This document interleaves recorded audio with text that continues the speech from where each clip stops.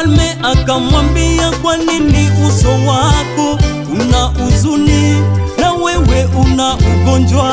Akamwambia mfalme aishi milele. Alipomkaribia mfalme akamwambia, kwa nini uso wako una huzuni na wewe una ugonjwa? Akamwambia mfalme aishi milele. Kwa nini uso wangu usiwe na huzuni, wakati mji pahali makaburi ya baba zangu unapokaa ukiwa na malango yake yameteketezwa? Kwa nini uso wangu usiwe na huzuni, wakati mji pahali makaburi ya baba zangu unapokaa ukiwa na malango yake yameteketezwa?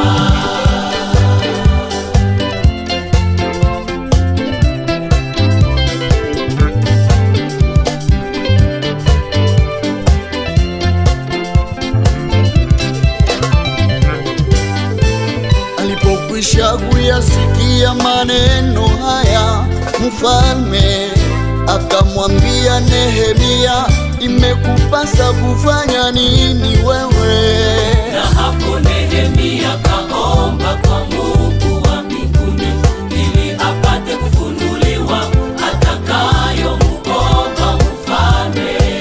Alipokwisha kuyasikia maneno haya, mfalme akamwambia Nehemia, imekupasa kufanya nini wewe? Na hapo Nehemia kaomba kwa Mungu wa mbinguni, ili apate kufunuliwa atakayomuomba mfalme. Jambo mkubwa alilotaka ilikuwa aruhusiwe kwenda kwa mji pahali pa makaburi ya baba zake, ili apate kujenga. Jambo mkubwa alilotaka ilikuwa aruhusiwe kwenda kwa mji pahali pa makaburi ya baba zake, ili apate kujenga.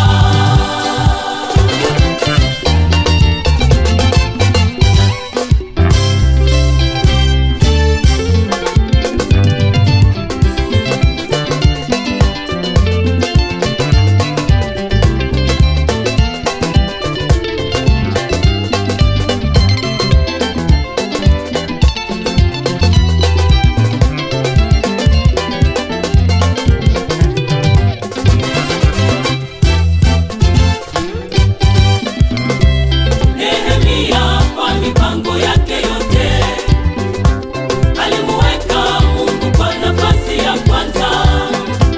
Nehemia kwa mipango yake yote alimuweka Mungu kwa nafasi ya kwanza, na hakuna kilichoshindikana katika safari na kazi ya ujenzi wa mji wa Yerusalema.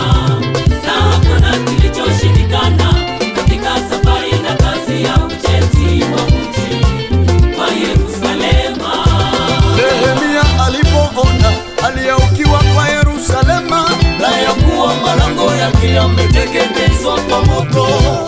Nehemia alipoona hali ya ukiwa kwa Yerusalema, na ya kuwa malango yake yameteketezwa kwa moto, Akasema, njoni na tujenge